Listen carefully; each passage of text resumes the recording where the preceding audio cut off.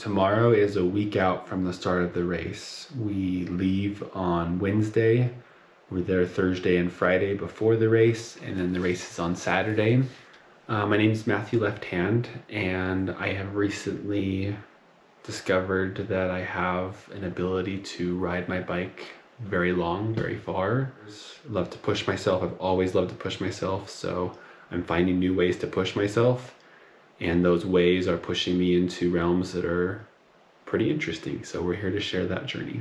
So I'm prepping for Sebring 24-hour race, and I'm doing the non-drafting. It's the most common one, where it's just you out there as far as you can go in 24 hours. There's a number of reasons why this race ended up on my list of things to do. It kind of, to make the story not too long today, started with last year when I decided to take on Hoodoo 500. It's my first time ultra racing. To that point, I had done a 208 mile race here in Utah called Lodija, and really liked the long distance racing, and I did a couple other 100 mile, 150 mile races. Well, I decided to do this crazy 500 mile race because I had been training long hours and really good at going really far, and thought I think I could do that. It was a crazy experience, and I broke the course record by 6 hours, and was super satisfied with that and pushing myself in that way. So I decided I want to do more of this crazy ultra cycling racing. And so here I am trying to extend that. As for why I chose Sebring, I wanted to do something that would allow me to use my ability the best. And I'm not a really small climber, and I'm not a big sprinter or anything like that, so I can really just go all day long at a pretty good speed and power. And so I wanted to find something that I could just put myself in that way. And it started with, in the middle of winter, I've done these big builds where I do hours and hours and hours of training, 30, 35 hours a week up to in the middle of winter. So I decided to do this 24-hour training day and see if I could keep a long, consistent power the whole day and nail the nutrition that had not gone how I wanted it to at Hoodoo. So there were a couple things going on here. Essentially, when I got done, I kept the power I wanted to. I made it just barely. It was like everything I had to get me through it. But it made me realize that I had a really good ability to do some really cool ultra distance racing, especially because when I started to look at how fast I could have been if I had just done like a flat course, because when you do all the roads in Zwift, it has all these climbs like Alpe d'Huez, which is on there as Alpe du Zwift, and yeah, all these different climbs. So we did like 30,000 feet of climbing that day. If I had just gone flat, I would get close to records of like how far people had gone for 24 hours on Zwift. So I was like, what does that look like outside? And that's what made me reach out to my friend Hoppo, Chris Hopkinson, absolute legend. He's retiring this year from official racing. He's completed like 50 12-hour races and 50 24-hour races and 12-hour races. He's done all these super long events, won a ton of them, has course records, like just a really, really well seasoned and just awesome guy that I've got to know on Zwift. And he immediately was like, you need to go do Sebring. And the reason for that is because it's a super flat, super good time of year, and usually the weather's pretty good. And it's at the very beginning of the year. It's the first like ultra race of the year usually. And so I looked it up and it looked just perfect. And they also just recently changed the course that has some serious good parts about it. It's going to be a really flat course. The downside is that it's really short. So it's 3.6 miles, but it is really flat and the weather looks pretty good and everything lined up. Then I'm like, okay, I want to go take that as the course. Let's see if I can go as fast as I can. So that's why Sebring, and I'm excited for it. It's interesting. Everyone, when you talk about races, they want to know, do you want to win? How fast do you want to go? You know, is it just to complete it or anything like that? And I've had a different mindset as I've gotten into cycling and sports. I never really had like I want to be the best, or I want to beat all the records, or I want to finish this or that or whatever. I've always just kind of had this, once again, push myself mentality. Like I want to get the most out of myself that I can. And that's been more recent in the last like couple of years. Before that, it was just like, I just want to feel that burn, and I want to feel that top of the mountain experience. That's how I've explained it time and time again. I was a big runner and hiker before this, and I always wanted to be on the top of the mountains. You could ask my wife and my family and anyone, that even as we're driving down the road and I see like a mountain in the background, I'm like, I wonder what it's like up there. Like that's just where my brain goes. And so that's where it started off. And then since then, it's gotten to this point where it's like, how far can I go? I got really into David Goggins and Rich Roll and a couple of these other ultra type people, learning the mindset and the mind and the perspective and how you can push yourself further than you ever think you could. Really just opened this world to me that I didn't know existed. And now I've just like lived there week after week after week. Like how far can I take it? How far can I push myself? How do I push myself farther? How do I eat to do so?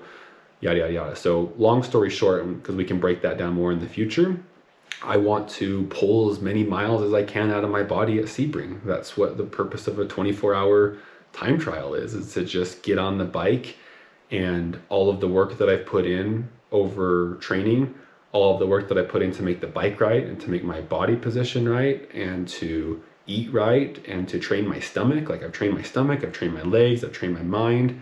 And so the goal at Sebring is to just get on it and do what I've done day after day after day and see how far I can go. So what that means in terms of goals, like, yeah, I have mileage goals and I have things that I'm shooting for, but ultimately, like, I don't really know, because ultra cycling is so interesting, because it could be a hurricane that day, and it could just be like surviving 100 miles might be like the outcome. And to have that story of like, it was 40-mile-per-hour winds, and I have some of that from Hoodoo we can talk about at some point. Or it could be the perfect day. The weather could be perfect, and I could feel great, and my stomach could be great, and everything could just work out, and I could get close to my goals or accomplish them. So it's one of those things where I'm gonna pull as much as I can out of myself on the day, but I do have these like, oh, it'd be really cool if I went 600 miles, because there's one other guy in the world who's gone 600 miles. And I know that at my power and my position and testing and everything, I can go that fast. So ultimately, I have this really huge goal of like, let's break 600 miles and be and just smash and start to get close to ultra records, and that would smash the course record and be a huge personal achievement. And so, but even not even, you know, being able to win the race, being able to beat the course record, to be able to break 500 miles. Like I've done over 500 miles once in 29 hours, but it had a ton of climbing. So to get over 500 miles in 24 hours would be a huge accomplishment in my first race. So I'd be ecstatic with that. And then, like I said, depending on the conditions and how things go and what battles I have to face. I got sick earlier this week, so I'm like finally feeling back to normal-ish today, but my legs don't feel great because I've been trying to keep them moving and stuff. So if I don't feel the best, I'll just do the best that I can, and that's what this is like. But so I left Hoodoo hungry, and it sent me full send into this big ramped winter training season. I have this way that I do my training where it's essentially just, and it's like pretty much everyone else, just adding stress after stress after stress in the week, whether that's volume or intensity. And I built up over the winter to a really strong place. And I went into this 24-hour challenge in the middle of December on a super high, big volume, big numbers, feeling really good. My goal at that was to do finally 250, but I had gotten to the place in my training where I was pretty sure I could do 260. And so I started the day at 260 and then climbing 270 at times. And I just felt really good. And so I was actually over 270 for most of the day. In the last 6 hours or so, it came down from 270 to eventually be 266, as I just had to take a few extra breaks that I didn't really want to and just like hung on. But I made it. I made 266 for 24 hours, which was 16 more than I wanted to do at Hoodoo. So I felt really great about that. So power gain and fitness gain. I also did that 24 hours with 20 other hours in the week before that. So I had this 44-hour training week with this huge ride. And so fitness gains have just been phenomenal. I guess I'd say the three main gains over winter are power and fitness, nutrition, and TT ability. So to kind of sum up the power and fitness before I move on to the other ones, in my training, essentially training is taking more stress. How you get better at cycling, or really anything in life, is you get better at handling more, and you throw more at yourself, and you become better at that, and then that's your new baseline, and you can take on more stress next. But you're just constantly edging up that baseline. If you make too big of a jump, then you hurt yourself, or you get hurt and you got to go backwards, or you fall down a little bit. And so you can do that a couple different ways, and a lot of people really value a lot of people don't have the ability to make the time to do high volume, so they end up doing these polarized trainings where you go really hard and really easy, and you get a lot of stress in a short amount of time. But when you're going to spend these like days worth of time at events, volume can be huge, because you get more time on the bike, which means you get to figure out what your feet do 12 hours in. You get to figure out what your stomach does. You get to figure out where your saddle's not working. You get to figure out how your electrolytes balance, and how much water you've got to drink, and when you've got to drink it, and how much salt you've got to intake. Like, just the volume training is so valuable to an ultracyclist. And then that's where you can get your stress, is by making sure that you keep a high enough into your zones. Like, you can't do the low zone 2 training in volume, because you won't get enough stress. It sounds kind of silly because you have all these hours on the bike, but you have to be high enough up in your zone that you're working your body in that, and you get the same amount of stress level that you would doing this polarized training. So I've had a huge success just pushing these zones up and up and up, and making sure that I'm always riding the top of my zone 2, and pushing into that zone 3 to help my body adapt a little bit. And I've had some huge tests this season and huge weeks that have just shown that my body is adapting super, super well. We can talk race specific a little bit, but I've also been inside instead of out in my garage over this season, which has allowed me to keep a higher body temperature and higher ambient temperature. And that's another thing, is just like, how can you stack these layers of stress so you're not adding too much, but adding enough that you're getting gains from it.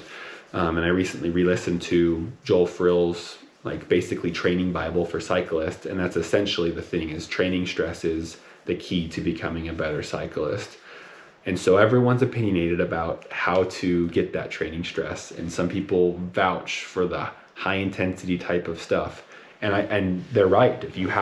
If that's the time that you have, and you want like kind of the quick gains or the fast gains, that's the way to do it, because you don't have to be 20, 30 hours a week on the bike. You can do it in 15 hours. And if you're going to do, hour, 2 hour, 3, maybe 4 hour long races, you don't need all the time on the bike. So that's the way to go.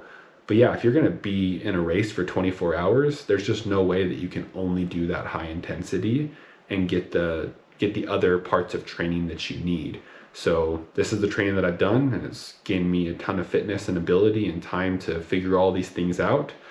And it's working great. Diving a little bit into nutrition, one of my big things from Hoodoo was that my stomach shut down, and I wanted to figure out how to have better nutrition on the bike, and what the different methods were for having better nutrition. And thinking of doing a 24-hour time trial where I'm trying to average 25 miles per hour.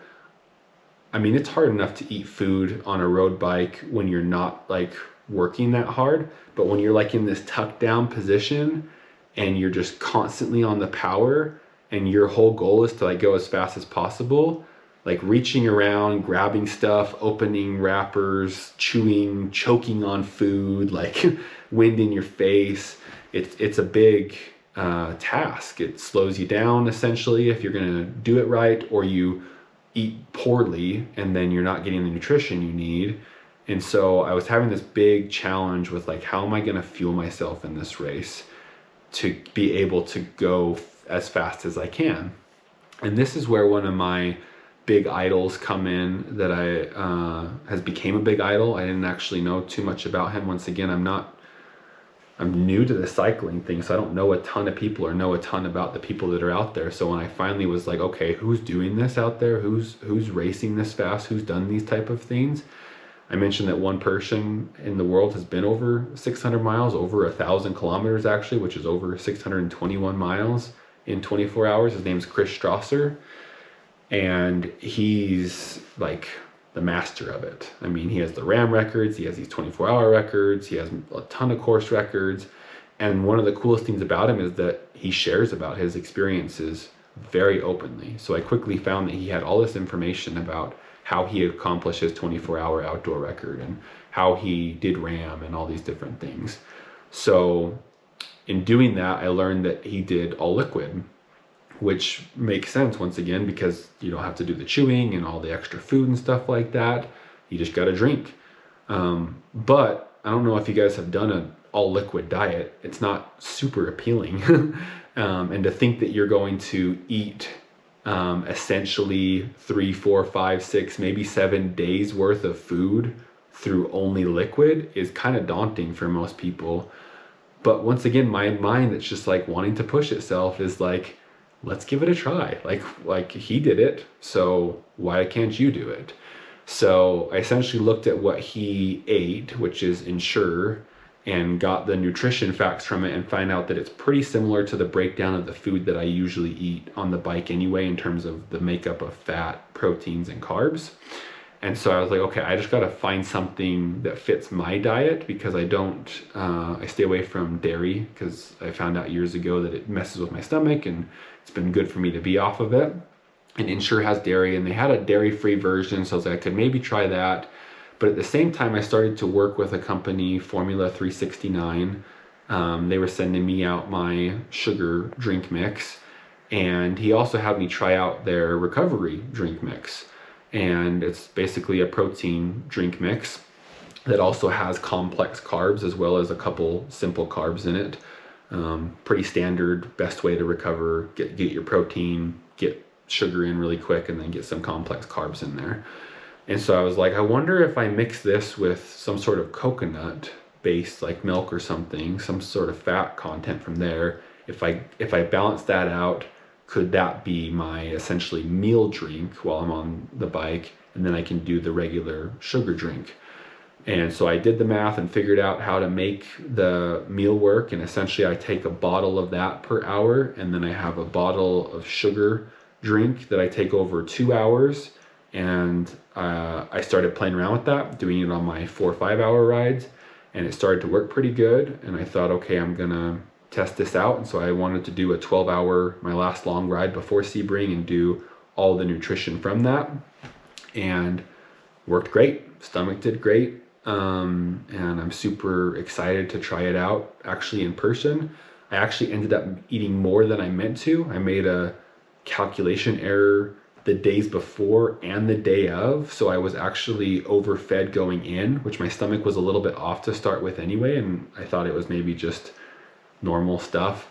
And then I felt like I was a little full the whole time, but my stomach handled it really well. And to give some reference, they say that the max that you can intake while you're exercising for most people is 120 grams of carb per hour, which ends up being 480 calories.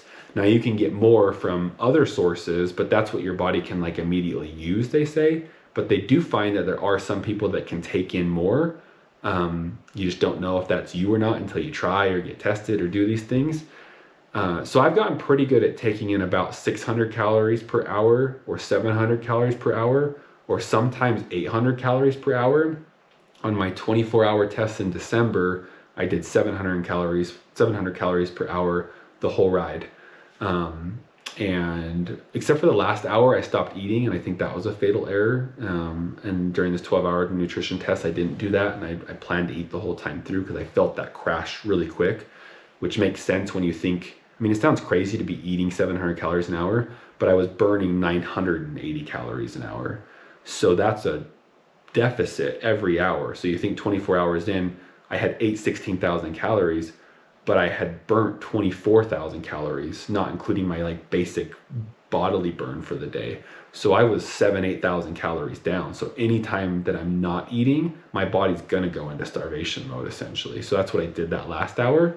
Didn't make that mistake on the 12 hour, and I plan to eat the whole time through this time. But anyway, that day on the 12 hour, I ate 830 calories per hour and was overfed the days before. So I think I've trained my body really well to take in a ton of calories, and they're coming in liquid.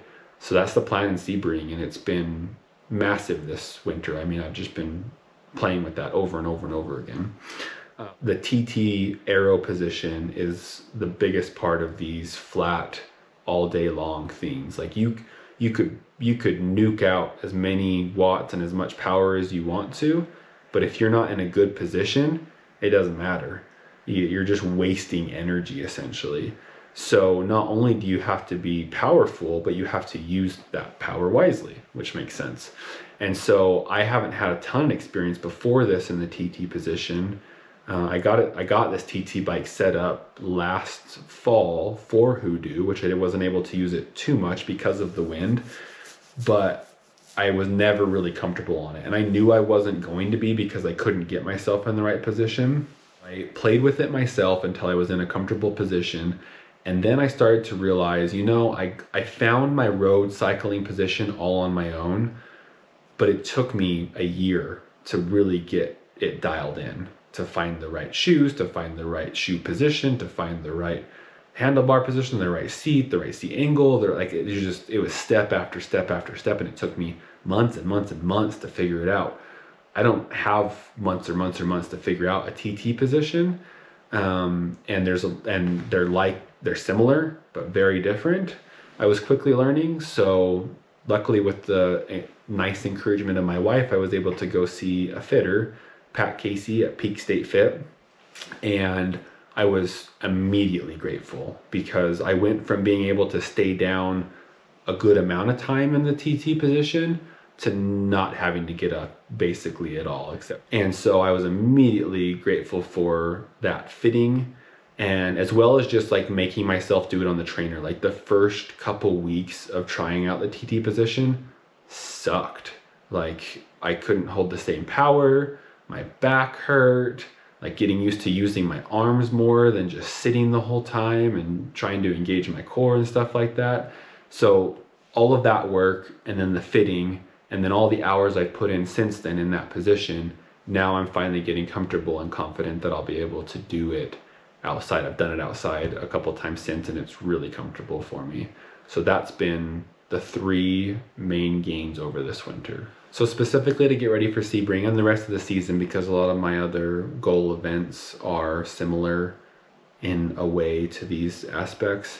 Nutrition that I mentioned is already a big piece.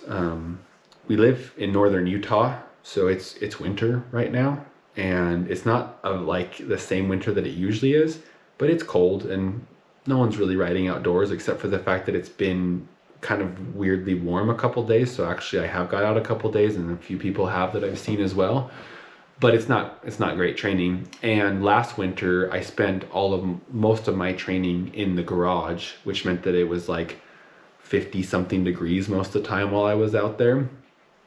So knowing that kind of hurt me last year, because essentially it gave me like a false sense of confidence with my power because I was in a more prime condition, which meant that I could train a little bit harder, but it also meant that I didn't know exactly my limits when I got to real life situations. And so this year I came inside super quick when it got cold. And especially when I figured out I was going to do Florida in February, I was like, I got to keep the house warm, and I got to do some heat training days. And I don't have the body sensor to do it perfectly right, but I've looked up some different ways to do it.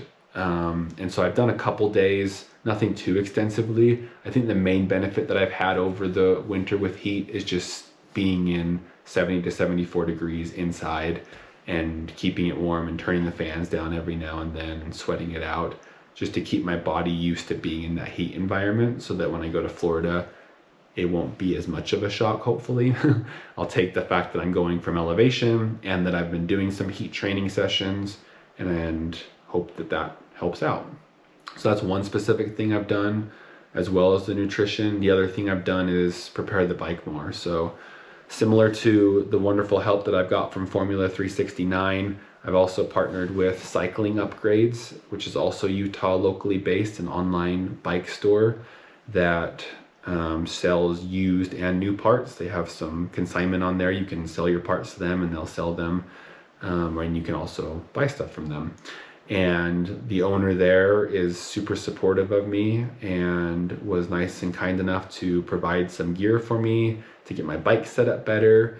I basically put ceramic bearings everywhere on the bike and made some other aero improvements, got a different power meter, and so that's got some of the gear going better there. I'm also doing like wax chains for the first time. He has a wheel guy that he knows there that got my wheels set up tubeless super nice and trued them and waxed them all up, which was super nice. Eddie Fast Wheels, goes by Fast Wheels or something like that. And then I bought a disc wheel from a guy that Hoppo knows, and so I got a full disc wheel, got a deep front wheel. So I've just done everything I can to make the bike as fast as possible. And a big part of the fitting has been the front end of that bike is super slammed. Like it's made for really fast, short TTs. And it's an older bike, so there's not a ton of equipment left out there. So I had to have someone actually even cut CNC, use a CNC machine to cut out some aluminum pieces to get it higher in the front end for me, and then get some other aero coach pieces. And we just finally actually got it set up today.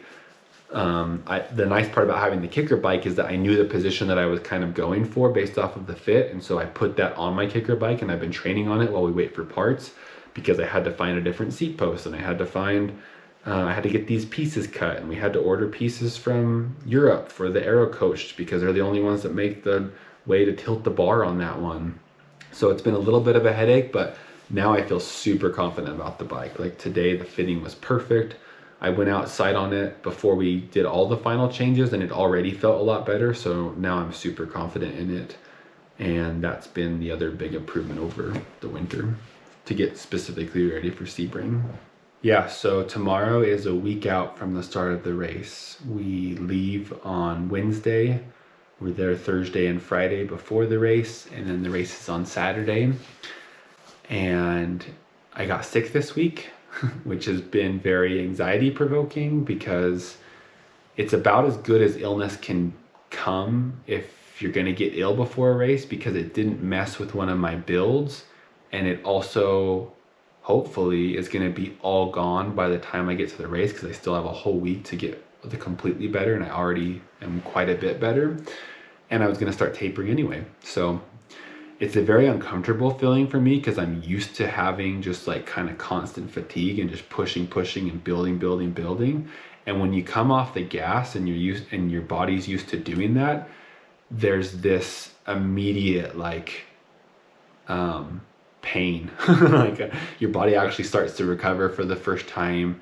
And at first that you'd think that would feel good. It does not feel good at first. And it's very uncomfortable. And it makes you question if you're doing it right. And so I'm in that phase this week, especially with being sick. But then eventually it starts to feel really good. And I feel like you get it right if you get really antsy the couple of days beforehand, because you're like rearing to go again. So I'm tapering for it. We're just got the bike all set up. We got nutrition laid out. I got a bike bag because this is the first time that I'm flying with a bike. So I've got to figure that out. We got to figure out how to get all the supplies there. I've been very blessed to be connected with an awesome lady who's going to offer support, Susan, and she's been awesome. She's been great for knowing the sport really well and knowing what I might need and being familiar, of course, with like Florida and the people there and everything. It seems like she's highly connected, so super excited to have support out there. So yeah, I mean, we're packing everything up, we're flying out there. I'll have a couple days to like run the course and run the bike and make sure everything's good. and we'll get all the nutrition and gear and stuff ready, make sure everything's charged, make sure clothes are ready. It was gonna be like perfect temperatures, like in the 70s. And then like a couple days ago, it was like inching towards the 80s, and then it was gonna be like 80 or 81. Now the high is looking like it's like 85 or 86. So once again, conditions, like I said, I would love to hit 600 miles. It's gonna be a stretch if it's 86 for much of the day, because that's just gonna rob the body of being able to produce like I want to. So we'll roll with it, but that means we're gonna prepare with extra water and make sure I can cool down if I need to, or drink more if I need to. I'll sit there on the bike in the morning and I'll think of myself 12 hours in the heat of the day, and well, really like 8 or 9 hours in is when the heat of the day will be.